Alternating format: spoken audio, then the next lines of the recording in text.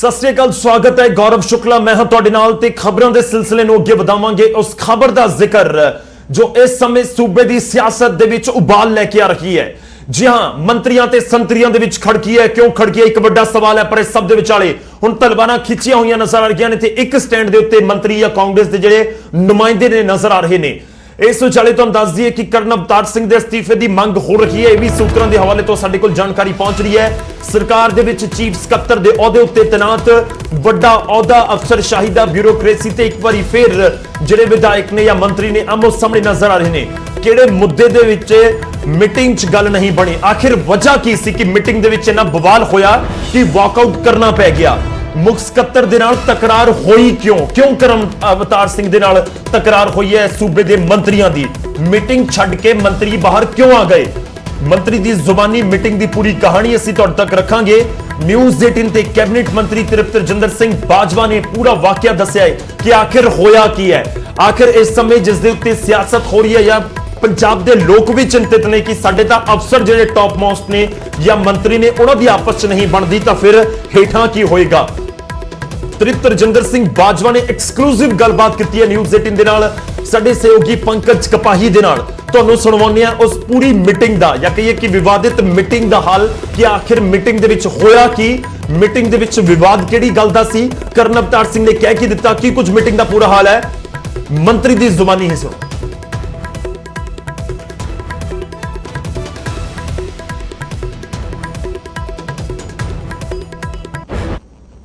पंजाब सरकार च सब कुछ ठीक ठाक नहीं चल रहा।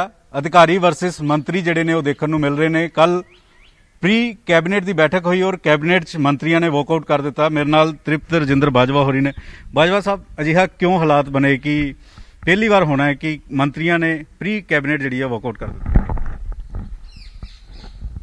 मैनूं ये नहीं पता पहली बार है कि दूजी बार आ, पर एडी गल नहीं जिद्दां टीवी वाले ਜਾਂ अखबार वाले गल नूं लै रहे ने। डिफरेंस ऑफ ओपीनियन सी अफसर दे नाल, तो फिर बैठा ही सोचा भी कैप्टन साहब की हाज़री च फैसला करांगे। सो मीटिंग जिहड़ी सी खत्म करती गई। आबकारी नीति के उत्ते पॉलिसी जिहड़ी है तैयार की जा रही सी और हुण रवनीत बिट्टू होरी कह रहे हैं कि मंत्री अगर नहीं स्टैंड ला पा रहे तो मंत्री इस्तीफा दें। राजा वड़िंग होरी कह रहे हैं कि चीफ सैकटरी इस्तीफा दें। देखो, हर किसी आप अपनी सोच आ, वो अपनी सोच मुताबिक आखी जा रहा। उन्होंने सोच मुबारक आ जी जो आखी जा। हमेशा पिछले 3 साल च नजर आ रहा है कि अफसरशाही भारी कितना कितना नजर आती है। तो लगता अफसरशाही भारी है? ये इशू टीवी ते डिस्कस करने वाला नहीं। जे कोई गल होगी तो सीएम साहब ने डिस्कस कर ला। क्योंकि एक्साइज की पॉलिसी बन रही सी, तुसीं कहा सीगा कि शराब की होम डिलीवरी नहीं होनी चाहिए। नवी पॉलिसी च यह है कि शराब की होम डिलीवरी होएगी। कुछ कांग्रेस के लीडर ही हुण कह रहे हैं कि होम डिलीवरी नहीं होनी चाहिए। तुसीं की चाहते हो कि नवी एक्साइज की जिहड़ी पॉलिसी बने उस दे विच शराब की होम डिलीवरी होवे या ना होवे? देखो, मैं तो पहले दिन तो इस होम डिलीवरी के अगेंस्ट आ, पर एक्साइज पॉलिसी की डिस्कशन तो शुरू च डिफरेंस ऑफ ओपीनियन हो गया सी। पूरी डिस्कशन होएगी, फिर सारी गल समझ आएगी, फिर फैसला लवाओ। हुण सोमवार नूं कैबिनेट होएगी, उत्थे एक तो होम डिलीवरी ते चर्चा होएगी, दूसरा ये भी कहा जा रहा है कि शराब महंगी होनी चाहिए है। कुछ कह रहे हैं कि शराब महंगी ना होवे, टैक्स ना लगे। कुछ लीडर ये कह रहे हैं, मंत्री ये कह रहे हैं कि जिवें महाराष्ट्र या दिल्ली दे विच टैक्स ला के 70% शराब महंगी हो रही है तो पंजाब च भी शराब महंगी होनी चाहिए। देखो, होना तो बड़ा कुछ चाहिए, पर साडे पंजाब की पॉलिसी 70% ठेके तो पहला नीलाम हो चुके हैं। सो ठेकेदारां दा पक्ष की वो भी सुनना पऊगा। उस तो बाद फिर कैबिनेट फैसला करेगी शराब महंगी होनी कि नहीं होनी। लॉकडाउन सिस्टम दे विच उन्हां दे लॉकडाउन के साइड इफैक्ट भी देखने पैणगे। दुकानां किन्ना चिर खुलदियां ने, मैरिजेस बंद ने, मैरिज पैलेस बंद ने, होटल बंद ने, रेस्टोरेंट बंद ने। सो बड़े फैक्टर ने जिन्होंने कंसिडर करके फैसला करना पड़ेगा। तो लगता है कि शराब महंगी होनी चाहिए क्योंकि एक वड्डा एक्साइज का हिस्सा जिहड़ा जांदा वै सरकार नूं जांदा है। अजिहे च दिल्ली सरकार ने 70% शराब महंगी कर दी है। देखो, शराब महंगी की नहीं गल हैगी, शराब ते टैक्स लाउण दी गल सी। कोविड टैक्स पई हस्पतालों का सुधार करने लई, कोविड नाल लड़न लई, इक्विपमेंट लैण लई कुछ टैक्स लाया जाए। ਪਰ ਇਹ ਸਾਰੇ ਪਹਿਲੂ ਕੈਬਨਿਟ ਡਿਸਕਸ ਹੋਣਗੇ, ਫਿਰ ਫੈਸਲਾ ਕੀਤਾ ਜਾਏਗਾ। ਇਹ ਸਨ ਮੰਤਰੀ ਤ੍ਰਿਪਤ ਰਜਿੰਦਰ ਸਿੰਘ ਬਾਜਵਾ ਹੋਰੀ, ਉਹ ਕਹਿ ਰਹੇ ਨੇ ਕਿ ਕੁਝ ਡਿਫਰੈਂਸਿਸ ਨੇ ਔਰ ਮੁੱਖ ਮੰਤਰੀ ਦੇ ਸਾਹਮਣੇ ਪੇਸ਼ ਕੀਤੇ ਜਾਣਗੇ, ਮੁੱਖ ਮੰਤਰੀ ਨਾਲ ਗੱਲਬਾਤ ਕੀਤੀ ਜਾਏਗੀ। ਮੀਡੀਆ ਦੇ ਅੱਗੇ ਇਹ ਮੁੱਦਾ ਜਿਹੜਾ ਹੈ ਉਹ ਨਹੀਂ ਲਿਆਉਣਾ ਚਾਹੀਦਾ, ਲੇਕਿਨ ਜਿਸ ਤਰੀਕੇ ਦੇ ਨਾਲ ਮੰਤਰੀ ਵਰਸਸ ਅਧਿਕਾਰੀ ਦੇਖਣ ਨੂੰ ਮਿਲੇ, ਉਸ ਤੋਂ ਬਾਅਦ ਵਿਰੋਧੀ ਵੀ ਹੁਣ ਸਵਾਲ ਜਿਹੜੇ ਨੇ ਉਹ ਖੜੇ ਕਰ ਰਹੇ ਨੇ। ਕੈਮਰਾਮੈਨ ਜਤਿੰਦਰ ਸਿੱਧੂ ਦੇ ਨਾਲ ਪੰਕਜ ਕਪਾਹੀ, ਨਿਊਜ਼ 18 ਚੰਡੀਗੜ੍ਹ।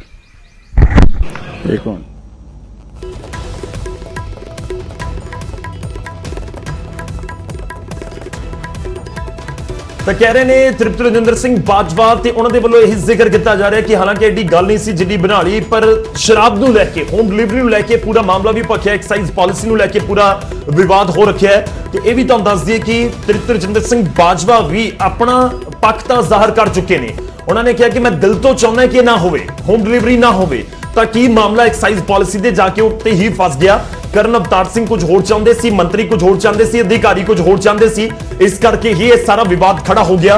ਤਾਂ ਮੰਤਰੀ ਨੇ ਬਹੁਤ ਕੁਝ ਦੱਸਣ ਦੀ ਕੋਸ਼ਿਸ਼ ਕੀਤੀ ਹੈ, ਹਾਲਾਂਕਿ ਮੀਡੀਆ 'ਚ ਨਾ ਆਵੇ, ਮੀਡੀਆ 'ਚ ਗੱਲ ਨਾ ਹੋਵੇ, ਇਸ ਦਾ ਜ਼ਿਕਰ ਵੀ ਉਹ ਜ਼ਰੂਰ ਕਰਦੇ ਨਜ਼ਰ ਆਏ ਨੇ। ਪਰ ਸਵਾਲ ਇਹੀ ਹੈ ਕਿ ਮੀਡੀਆ 'ਚ ਤਾਂ ਗੱਲ ਆਈ ਹੈ, ਬਾਹਰ ਤਾਂ ਨਿਕਲੀ ਹੈ, ਸੂਬੇ ਦੇ ਲੋਕਾਂ ਤੱਕ ਤਾਂ ਪਹੁੰਚੀ ਹੈ, ਤਾਂ ਫਿਰ ਹੁਣ ਕੀ ਹੁਣ ਸਰਕਾਰ ਕੋਈ ਵੱਡਾ ਫੈਸਲਾ, ਯਾਨੀ ਕਿ ਮੁੱਖ ਮੰਤਰੀ ਕੋਈ ਵੱਡਾ ਫੈਸਲਾ ਲੈਣ ਜਾ ਰਹੇ ਨੇ। ਜਿਹੜੇ ਮੰਤਰੀ ਨੇ ਕੀ ਉਹ ਹੁਣ ਕੋਈ ਵੱਡਾ ਫੈਸਲਾ ਲੈਣ ਜਾ ਰਹੇ ਨੇ, ਕਿ ਉਹ ਆਪਣੇ ਸਟੈਂਡ ਦੇ ਉੱਤੇ ਬਣੇ ਰਹਿਣਗੇ ਕਿ ਹੁਣ ਤਾਂ ਮੁੱਖ ਸਕੱਤਰ ਨੂੰ ਹਟਾਓ, ਅਸੀਂ ਤਾਂ ਹੀ ਅੱਗੇ ਕੋਈ ਗੱਲ ਕਰਾਂਗੇ, ਜਾਂ ਕੱਲ ਦੀ ਮੀਟਿੰਗ 'ਚ ਇੱਕ ਫੋਨ ਆਉਣ ਤੋਂ ਬਾਅਦ ਆਲ ਇਜ਼ ਵੈਲ ਹੋ ਜਾਏਗਾ। ਆਮ ਤੌਰ ਤੇ ਹੁੰਦਾ ਹੋਇਆ ਅਸੀਂ ਦੇਖਿਆ ਨਜ਼ਰ ਆਇਆ ਹੈ।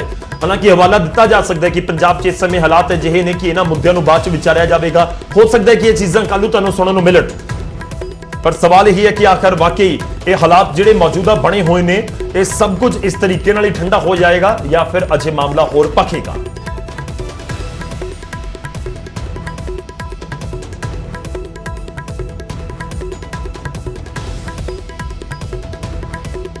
ਤਾਂ ਵਿਵਾਦ ਤਾਂ ਵਾਧਾ ਹੋਇਆ ਨਜ਼ਰ ਆ ਰਿਹਾ ਹੈ। ਤੇ ਸਭ ਤੋਂ ਖਾਸ ਇਹ ਵੀ ਹੈ ਕਿ ਇਸ ਪੂਰੇ ਮਸਲੇ ਉੱਤੇ ਜਿਹੜੀ ਕਾਂਗਰਸ ਹੈ ਉਹ ਵੰਡੀ ਹੋਈ ਨਜ਼ਰ ਆਉਂਦੀ ਹੈ। ਕੁਝ ਕਾਂਗਰਸ ਦੇ ਲੀਡਰ ਕੁਝ ਕਹਿ ਰਹੇ ਨੇ, ਕੁਝ ਕਾਂਗਰਸ ਦੇ ਲੀਡਰ ਕੁਝ ਕਹਿ ਰਹੇ ਨੇ, ਤੇ ਇਹ ਵੀ ਸਮਝਣ ਦੀ ਜ਼ਰੂਰਤ ਹੈ। ਤਿੰਨ ਤਸਵੀਰਾਂ ਤੁਹਾਨੂੰ ਦਿਖਾਵਾਂਗੇ ਤੇ ਤਿੰਨ ਤਸਵੀਰਾਂ ਦੇ ਜ਼ਰੀਏ ਤਿੰਨ ਵੱਡੇ ਚਿਹਰੇ ਇਸ ਸਮੇਂ ਪੰਜਾਬ ਕਾਂਗਰਸ ਦੇ ਉਹ ਕੀ ਕੁਝ ਕਹਿ ਰਹੇ ਨੇ, ਉਹੀ ਤੁਹਾਨੂੰ ਦੱਸਣ ਦੀ ਕੋਸ਼ਿਸ਼ ਕਰਾਂਗੇ। ਪੰਜਾਬ ਦੇ ਮੰਤਰੀਆਂ ਤੇ ਅਫਸਰਾਂ ਦੇ ਵਿਚਾਲੇ ਤਣਾਤਣੀ ਦਾ ਮੁੱਦਾ ਭਖ ਚੁੱਕਿਆ ਹੈ।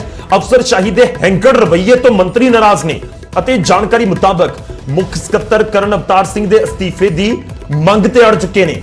ਮੰਤਰੀਆਂ ਤੇ ਮੁੱਖ ਸਕੱਤਰ ਦੇ ਵਿਚਾਲੇ ਪੈਦਾ ਹੋਏ ਵਿਵਾਦ ਨੇ ਕਾਂਗਰਸ ਨੂੰ ਵੀ ਵੰਡ ਦਿੱਤਾ ਹੈ। ਵਿਧਾਇਕ ਅਮਰਿੰਦਰ ਸਿੰਘ ਰਾਜਾ ਵੜਿੰਗ ਕਹਿ ਰਹੇ ਨੇ ਮੁੱਖ ਸਕੱਤਰ ਨੂੰ ਬਦਲ ਦਿੱਤਾ ਜਾਵੇ, ਤਾਂ ਲੋਕ ਸਭਾ ਮੈਂਬਰ ਰਵਨੀਤ ਬਿੱਟੂ ਮੰਤਰੀ ਬਦਲਣ ਦੀ ਗੱਲ ਕਹਿ ਰਹੇ ਨੇ, ਜਦਕਿ ਰਾਜ ਸਭਾ ਮੈਂਬਰ ਪ੍ਰਤਾਪ ਸਿੰਘ ਬਾਜਵਾ ਮੁੱਖ ਮੰਤਰੀ ਨੂੰ ਸਲਾਹ ਦੇ ਰਹੇ ਨੇ ਕਿ ਉਹ ਆਪਣੇ ਸਹਿਯੋਗੀਆਂ ਦੀ ਸੁਣਨ ਅਤੇ ਬਿਹਤਰ ਤਾਲਮੇਲ ਬਣਾਉਣ। ਰਾਜਾ ਵੜਿੰਗ ਦਾ ਬਿਆਨ ਤਾਂ ਬਹੁਤ ਤਿੱਖਾ ਹੈ। ਉਹ ਕਹਿ ਰਹੇ ਨੇ ਮੈਂ ਅਜਿਹੇ ਅਧਿਕਾਰੀ ਨੂੰ ਤਹਿਸੀਲਦਾਰ ਨਾ ਲਗਾਵਾਂ ਜਿਨ੍ਹਾਂ ਨੂੰ ਮੁੱਖ ਸਕੱਤਰ ਬਣਾ ਦਿੱਤਾ ਗਿਆ। ਤਾਂ ਇਹ ਬਹੁਤ ਤਿੱਖਾ ਬਿਆਨ ਤੁਸੀਂ ਕਹਿ ਸਕਦੇ ਹੋ ਰਾਜਾ ਵੜਿੰਗ ਦਾ।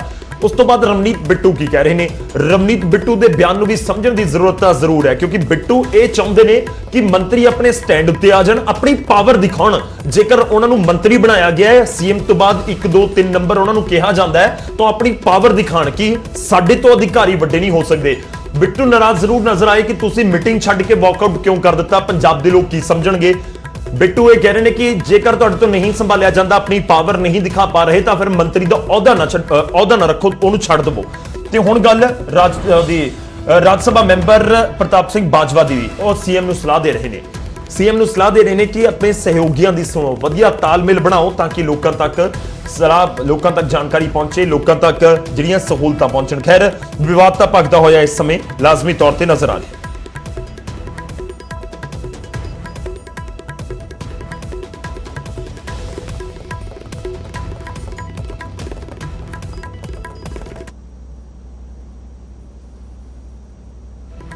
ਤਾਂ ਕਾਂਗਰਸ ਦਾ ਅਸੀਂ ਜ਼ਿਕਰ ਕਰ ਰਹੇ ਹਾਂ, ਵੱਖ-ਵੱਖ ਧੜੇ ਇਸ ਸਮੇਂ ਨਜ਼ਰ ਆਉਂਦੇ ਨੇ ਕਿ ਵੱਖ-ਵੱਖ ਸੁਰ ਨਜ਼ਰ ਆ ਰਹੇ ਨੇ ਮੰਤਰੀਆਂ ਸੰਤਰੀਆਂ ਦੇ ਇਸ ਪੂਰੇ ਵਿਵਾਦ ਦੇ ਵਿਚਾਲੇ। ਇੱਕ ਮੀਟਿੰਗ ਤੋਂ ਬਾਅਦ ਪੂਰਾ ਬਵਾਲ ਇਸ ਸਮੇਂ ਪੰਜਾਬ ਦੇ ਵਿੱਚ ਹੋ ਚੁੱਕਾ ਹੈ।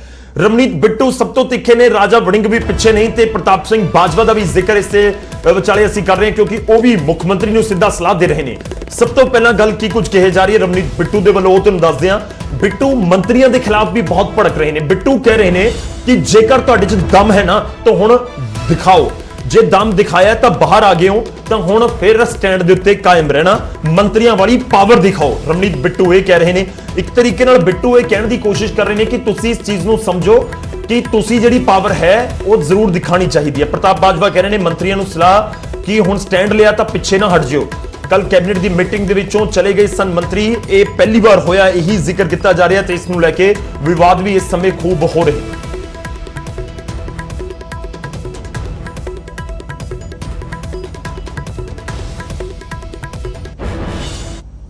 ਇਹ ਕੈਬਨਿਟ ਆ, ਕੈਬਨਿਟ ਤੋਂ ਉੱਤੇ ਕੀ ਆ? ਜਿਹੜੇ ਬਾਹਰ ਨਿਕਲਣੇ ਬੈਠੇ ਕਾਹਦੇ ਲਈ ਆ?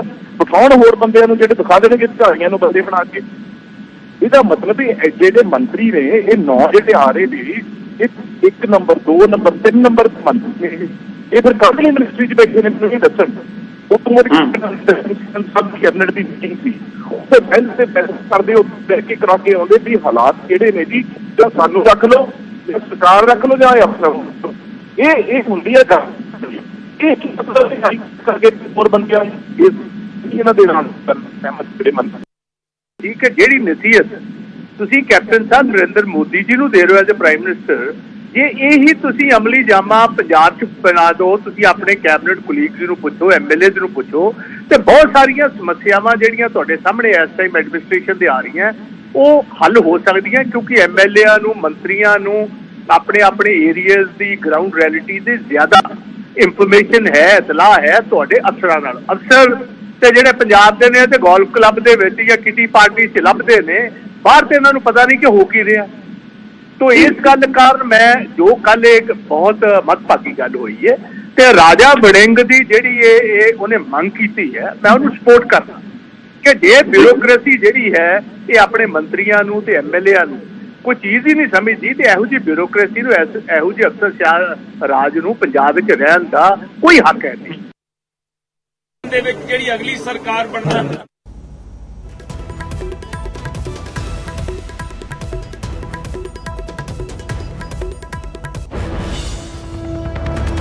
ਤੇ ਫੋਨ ਦੇ ਉੱਤੇ ਗੱਲਬਾਤ ਕੀਤੀ ਸੀ ਰਮਨੀਤ ਬਿੱਟੂ ਅਤੇ ਪ੍ਰਤਾਪ ਸਿੰਘ ਬਾਜਵਾ ਹੋਰਾਂ ਦੇ ਨਾਲ, ਤੇ ਉਹ ਵੀ ਕਰੜੇ ਲਹਿਜੇ ਦੇ ਵਿੱਚ ਹੁਣ ਇਹੀ ਕਹਿ ਰਹੇ ਨੇ ਕਿ ਜੇਕਰ ਇੱਕ ਵਾਰੀ ਸਟੈਂਡ ਲੈ ਲਿਆ ਤਾਂ ਹੁਣ ਇਹ ਨਾ ਹੋਵੇ ਕਿ 2 ਦਿਨਾਂ ਬਾਅਦ ਸਭ ਕੁਝ ਆਲ ਇਜ਼ ਵੈਲ ਕਰ ਲਓ। ਤਾਂ ਮੰਤਰੀਆਂ ਨੂੰ ਸਲਾਹ ਇਹ ਦਿੱਤੀ ਜਾ ਰਹੀ ਹੈ ਕਿ ਜੇਕਰ ਹੁਣ ਦਮ ਦਿਖਾਇਆ, ਬਾਹਰ ਮੀਟਿੰਗ ਤੋਂ ਆਏ ਹੋ, ਤਾਂ ਫਿਰ ਹੁਣ ਸਟੈਂਡ ਦੇ ਉੱਤੇ ਰਹਿਣਾ। ਤੇ ਇਸ ਵਿਚਾਲੇ ਅਧਿਕਾਰੀਆਂ ਦੇ ਖਿਲਾਫ ਵੀ ਵਰਦੇ ਹੋਏ ਨਜ਼ਰ ਆ ਰਹੇ ਨੇ। ਪ੍ਰਤਾਪ ਸਿੰਘ ਬਾਜਵਾ ਨੂੰ ਜੇ ਸੁਣਿਆ ਹੋਵੇ ਤੁਸੀਂ ਧਿਆਨ ਨਾਲ, ਕੀ ਕਹਿ ਰਹੇ ਨੇ ਪ੍ਰਤਾਪ ਸਿੰਘ ਬਾਜਵਾ? ਕਹਿ ਰਹੇ ਨੇ ਕਿ ਪੰਜਾਬ ਦੇ ਅਫਸਰਾਂ ਨੂੰ ਪਤਾ ਕੀ ਹੋ ਰਿਹਾ ਜ਼ਮੀਨੀ ਪੱਧਰ ਦੇ ਉੱਤੇ, ਉਹ ਜਾਂ ਤਾਂ ਕਿੱਟੀ ਪਾਰਟੀਆਂ ਦੇ ਵਿੱਚ ਲੱਭਦੇ ਨੇ ਜਾਂ ਫਿਰ ਗੋਲਫ ਕਲੱਬਾਂ ਦੇ ਵਿੱਚ ਲੱਭਦੇ ਨੇ। ਤਾਂ ਵਿਵਾਦ ਤਾਂ ਡੂੰਘਾ ਹੁੰਦਾ ਹੋਇਆ ਨਜ਼ਰ ਆ ਰਿਹਾ ਇਸ ਸਮੇਂ। ਜੋ ਮੀਟਿੰਗ ਦੇ ਵਿੱਚ ਹੋਇਆ ਉਸ ਤੋਂ ਬਾਅਦ ਜਿਵੇਂ ਬਾਹਰ ਆ ਕੇ ਜੋ ਵਿਵਾਦ ਹੋਇਆ ਤੇ ਉਸ ਤੋਂ ਬਾਅਦ ਹੁਣ ਅਲੱਗ-ਅਲੱਗ ਸੁਰ ਵੀ ਨਜ਼ਰ ਆ ਰਹੇ ਨੇ। ਹੁਣ ਅੱਗੇ ਵਧਦੇ ਹਾਂ ਤੇ ਗੱਲ ਕਰਾਂਗੇ ਰਾਜਾ ਵੜਿੰਗ ਦੀ ਵੀ। ਰਾਜਾ ਵੜਿੰਗ ਦਾ ਬਿਆਨ ਵੀ ਬਹੁਤ ਤਿੱਖਾ, ਜੋ ਮੈਂ ਪਹਿਲਾਂ ਵੀ ਜ਼ਿਕਰ ਕਰ ਰਿਹਾ ਸੀ। ਰਾਜਾ ਵੜਿੰਗ ਤਾਂ ਇੱਥੋਂ ਤੱਕ ਕਹਿ ਰਹੇ ਨੇ ਕਿ ਅਜਿਹੇ ਅਫਸਰ ਨੂੰ ਮੈਂ ਤਹਿਸੀਲਦਾਰ ਨਾ ਲਗਾਵਾਂ ਜਿਸ ਨੂੰ ਇੰਨੀ ਵੱਡੇ ਅਹੁਦੇ ਉੱਤੇ ਲਗਾਇਆ ਗਿਆ ਹੈ। ਵਿਧਾਇਕ ਰਾਜਾ ਵੜਿੰਗ ਨੇ ਮੁੱਖ ਸਕੱਤਰ ਦਾ ਅਸਤੀਫਾ ਮੰਗਿਆ ਬਹੁਤ ਸਪਸ਼ਟ ਸ਼ਬਦਾਂ ਦੇ ਵਿੱਚ। ਰਾਜਾ ਵੜਿੰਗ ਕਹਿ ਰਹੇ ਨੇ ਕਿ ਮੁੱਖ ਸਕੱਤਰ ਨੂੰ ਆਪਣੇ ਅਹੁਦੇ ਤੋਂ ਅਸਤੀਫਾ ਦੇ ਦੇਣਾ ਚਾਹੀਦਾ ਹੈ ਜੇਕਰ ਮੰਤਰੀ ਇੰਨੇ ਜ਼ਿਆਦਾ ਨਾਰਾਜ਼ ਨੇ। ਉਹਨਾਂ ਨੇ ਕਿਹਾ ਕਿ ਸੀਐਮ ਤੋਂ ਮੁੱਖ ਸਕੱਤਰ ਨੂੰ ਹਟਾਉਣ ਦੀ ਮੈਂ ਮੰਗ ਕੀਤੀ ਹੈ। ਮੈਂ ਸੀਐਮ ਨੂੰ ਅਪੀਲ ਕਰਦਾ ਕਿ ਮੁੱਖ ਸਕੱਤਰ ਨੂੰ ਹਟਾ ਦਿੱਤਾ ਜਾਵੇ। ਕਰਨਲ ਅਵਤਾਰ ਸਿੰਘ ਨੂੰ ਹਟਾਉਣ ਦੀ ਮੰਗ ਰਾਜਾ ਵੜਿੰਗ ਕਰ ਰਹੇ ਨੇ। ਅਫਸਰ ਦਾ ਗਲਤ ਵਿਵਹਾਰ ਬਰਦਾਸ਼ਤ ਦੇ ਕਾਬਿਲ ਨਹੀਂ ਹੈ। ਰਾਜਾ ਵੜਿੰਗ ਨੇ ਇਹ ਵੀ ਬਿਆਨ ਦਿੱਤਾ ਤੇ ਨਾਲ ਇਹ ਵੀ ਕਹਿ ਦਿੱਤਾ ਕਿ ਮੈਂ ਅਜਿਹੇ ਅਫਸਰ ਨੂੰ ਤਹਿਸੀਲਦਾਰ ਨਾ ਲਗਾਵਾਂ ਜੇ ਮੇਰੇ ਕੋਲ ਪਾਵਰ ਹੋਵੇ। ਤਾਂ ਖੂਬ ਵਿਵਾਦ ਵਾਧਾ ਹੋਇਆ ਇਸ ਸਮੇਂ ਨਜ਼ਰ ਆ ਰਿਹਾ ਹੈ। ਰਾਜਾ ਵੜਿੰਗ ਤਾਂ ਬਹੁਤ ਖੁੱਲ ਕੇ ਬੋਲ ਰਹੇ ਨੇ ਕਰਨ ਅਵਤਾਰ ਸਿੰਘ ਦੇ ਖਿਲਾਫ ਤੇ ਕੀ ਕੁਝ ਕਿਹਾ ਹੈ ਰਾਜਾ ਵੜਿੰਗ ਨੇ। ਉਹਨਾਂ ਨਾਲ ਵੀ ਅਸੀਂ ਗੱਲਬਾਤ ਕੀਤੀ ਹੈ ਫੋਨ ਤੇ, ਉਹ ਵੀ ਤੁਹਾਨੂੰ ਸੁਣਾਵਾਂਗੇ।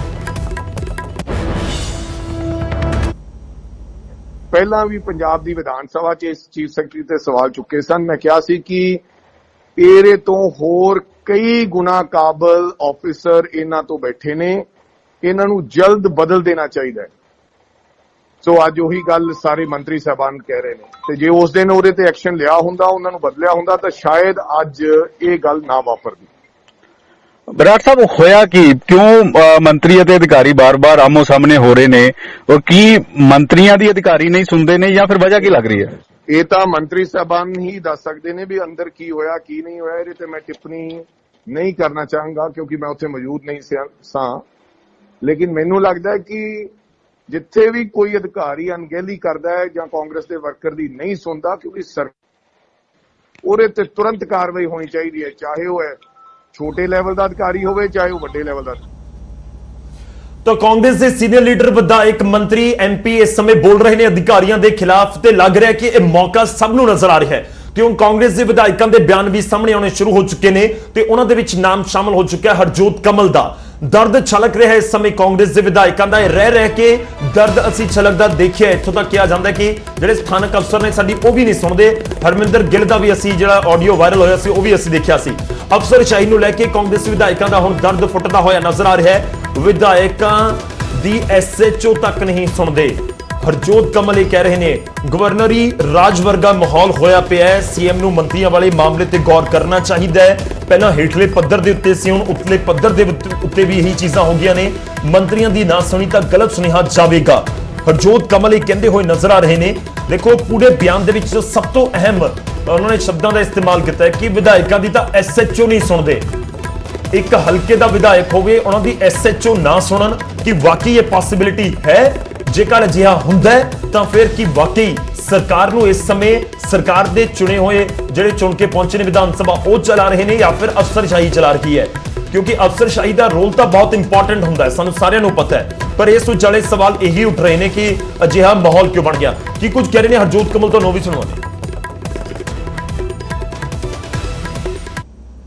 ਕੋਈ ਇਦਾਂ ਦੀਆਂ ਸਮੱਸਿਆਵਾਂ ਅੱਜ ਦੀਆਂ ਨਹੀਂ ਆਉਂਦੀਆਂ, ਬਹੁਤ ਦੇਰ ਤੋਂ ਆਉਂਦੀਆਂ।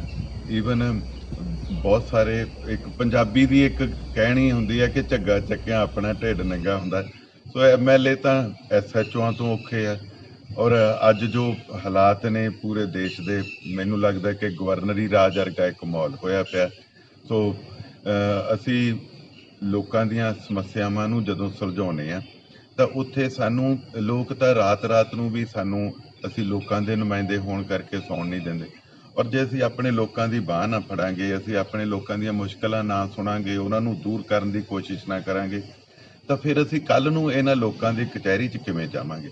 ਸੋ ਮੈਂ ਤੁਹਾਡੇ ਚੈਨਲ ਰਾਹੀਂ ਇਹ ਬੇਨਤੀ ਕਰਨੀ ਚਾਹੁੰਦਾ ਮੁੱਖ ਮੰਤਰੀ ਸਾਹਿਬ ਨੂੰ ਵੀ ਕਿ ਇਹ ਜਿਹੜੇ ਕੱਲ੍ਹ ਵਾਲਾ ਬੜੀ ਮੰਦਭਾਗੀ ਗੱਲ ਹੈ, ਉਹਦੇ ਤੇ ਧਿਆਨ ਨਾਲ ਵਿਚਾਰ ਕਰਨਾ ਚਾਹੀਦਾ ਔਰ ਇਦਾਂ ਦੀਆਂ ਘਟਨਾਵਾਂ ਹੋਣ ਤੋਂ ਰੋਕਣੀਆਂ ਚਾਹੀਦੀਆਂ। ਤਾਂ ਮੰਤਰੀਆਂ ਤੇ ਸੰਤਰੀਆਂ ਦੇ ਵਿਚਾਲੇ ਖੜਕੀ ਹੈ ਤਾਂ ਜਗ ਜ਼ਾਹਰ ਹੋ ਚੁੱਕਾ ਹੈ। ਪਰ ਇਸ ਸਭ ਦੇ ਵਿਚਾਲੇ ਹੁਣ ਵਿਰੋਧੀ ਸਰਕਾਰ ਨੂੰ ਘੇਰ ਰਹੇ ਨੇ। ਮੌਕਾ ਵਿਰੋਧੀਆਂ ਨੂੰ ਮਿਲਿਆ ਹੋਇਆ ਹੈ। ਅਕਾਲੀ ਦਲ ਤੇ ਬੀਜੇਪੀ ਕਹਿ ਰਹੀ ਹੈ ਕਿ ਸਰਕਾਰ ਤੇ ਅਫਸਰਾਂ ਦੇ ਵਿਚਾਲੇ ਜਾਂ ਸਰਕਾਰ ਦੇ ਆਪਣੇ ਲੋਕਾਂ ਦੇ ਵਿਚਾਲੇ ਕੋਈ ਤਾਲਮੇਲ ਨਹੀਂ ਹੈ, ਜਦਕਿ ਆਮ ਆਦਮੀ ਪਾਰਟੀ ਤੰਜ ਕੱਸ ਰਹੀ ਹੈ ਕਿ ਇਹ ਸਰਕਾਰ ਬਿਨਾਂ ਡਰਾਈਵਰ ਦੇ ਚੱਲ ਰਹੀ ਹੈ। ਜੋ ਵਾਕਆਊਟ ਕਰਨਾ ਸਿੱਧੇ ਤੌਰ ਤੇ ਮੁੱਖ ਮੰਤਰੀ ਸਾਹਿਬ ਦੇ ਵਿਰੋਧ ਵਿੱਚ ਜਾਣ ਵਾਲੀ ਗੱਲ ਹੁੰਦੀ ਆ। ਔਰ ਮੈਂ ਸਮਝਦਾ ਕਿ ਜਿਸ ਤਰੀਕੇ ਦੇ ਨਾਲ ਪੰਜਾਬ ਦੇ ਵਿੱਚ ਵਾਤਾਵਰਣ ਬਣਿਆ ਪਿਛਲੇ 1.5 ਮਹੀਨੇ ਦੇ ਵਿੱਚ ਬਹੁਤ ਸਾਰੇ ਅਹਿਮ ਫੈਸਲੇ ਲੈਣ ਲੱਗਿਆਂ, ਕੈਬਨਿਟ ਦੀ ਮੀਟਿੰਗ ਨਹੀਂ ਕੀਤੀ ਗਈ, ਕੈਬਨਿਟ ਨੂੰ ਬਾਰ-ਬਾਰ ਅੰਗੋਲਿਆ ਕੀਤਾ ਗਿਆ ਔਰ ਵਿਸ਼ੇਸ਼ ਤੌਰ ਤੇ ਐਸੇ ਫੈਸਲੇ ਲਏ ਗਏ ਜਿਨ੍ਹਾਂ ਨਾਲ ਕਾਂਗਰਸੀਆਂ ਨੂੰ ਲੋਕਾਂ ਵਿੱਚ ਮੂੰਹ ਦਿਖਾਉਣਾ ਔਖਾ ਹੋ ਗਿਆ।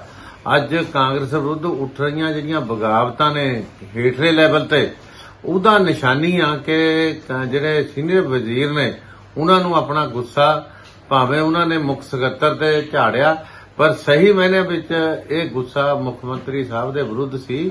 ਇਹ ਤਾਂ ਇਸ ਤਰ੍ਹਾਂ ਹੈ, ਮੰਤਰੀ ਸਾਹਿਬਾਨਾਂ ਨੂੰ ਵੀ ਮੈਂ ਇਹ ਕਹਿਣਾ ਚਾਹਾਂਗਾ ਕਿ ਮਤਲਬ ਜਿਵੇਂ ਨਾ ਘਰ ਦਾ ਮਾਲਕ ਨੌਕਰ ਨਾਲ ਝਗੜ ਕੇ ਘਰ ਚੋਂ ਹੀ ਵਾਕਆਊਟ ਕਰਕੇ ਚਲਾ ਜਾਵੇ, ਇਹ ਇਸ ਤਰ੍ਹਾਂ ਦਾ ਨਜ਼ਰ ਆ ਰਿਹਾ ਪੰਜਾਬ ਕੈਬਨਿਟ ਦੇ ਮੰਤਰੀਆਂ ਦਾ ਵਾਕਆਊਟ। ਇਸ ਤਰ੍ਹਾਂ ਲੜ ਰਹੇ ਨੇ, ਪੰਜਾਬ ਦਾ ਭਲਾ ਕੀ ਕਰਦੇ ਹੋਣਗੇ?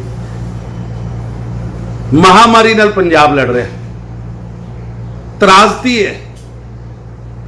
ਅਹੰਕਾਰੀ ਮੁੱਖ ਮੰਤਰੀ, ਬੇਲਗਾਮ ਅਫਸਰਸ਼ਾਹੀ, ਨਾਕਾਬਲ ਬੇਬਸ ਮੰਤਰੀ, ਜਨਹਿਤ व ਜਨ ਸੁਵਿਧਾओं ਤੇ ਖਜ਼ਾਨਾ ਖਾਲੀ, ਖਨਨ ਮਾਫੀਆ, ਸ਼ਰਾਬ ਮਾਫੀਆ ਪੰਜਾਬ ਸਰਕਾਰ ਦੇ ਉੱਤੇ ਹੈਵੀ। ਇਹ ਪੰਜਾਬ ਦੀ ਸਥਿਤੀ ਕਿ ਕਰੋਨਾ ਕਾਲ 'ਚ ਤੇ ਇਕੱਠੇ ਹੋ ਕੇ ਅਸੀਂ ਕੰਮ ਕਰ ਲਈਏ, ਜਨਹਿਤ ਦੇ ਮੁੱਦਿਆਂ ਤੇ ਅਸੀਂ ਕੰਮ ਕਰ ਲਈਏ। ਬੰਦਰ ਬਾਂਟ ਹੋ ਰਹੀ, ਮੰਤਰੀ ਮੰਡਲ ਦਾ ਝਗੜਾ ਬੰਦਰ ਬਾਂਟ ਦਾ ਝਗੜਾ ਹੈ। ਕੈਪਟਨ ਅਮਰਿੰਦਰ ਸਿੰਘ ਜੀ ਦਾ ਆਪਦੀ ਕੈਬਨਿਟ ਦੀ ਮੀਟਿੰਗ ਦੇ ਵਿੱਚੋਂ, ਜਿਸ ਦੇ ਵਿੱਚ ਸੀਨੀਅਰ ਵਜ਼ੀਰ ਔਰ ਅਫਸਰ ਮੌਜੂਦ ਹੋਣ, ਉਹਦੇ ਵਿੱਚੋਂ ਨਦਾਰਦ ਹੋਣਾ, ਉਹਦੇ ਵਿੱਚੋਂ ਐਬਸੈਂਟ ਹੋਣਾ, ਮੈਂ ਸਮਝਦਾ ਕਿ ਇਸ ਤੋਂ ਵੱਡੀ ਗੈਰ ਜ਼ਿੰਮੇਵਾਰੀ ਵਾਲੀ ਗੱਲ ਨਹੀਂ ਹੋ ਸਕਦੀ ਹੈਗੀ।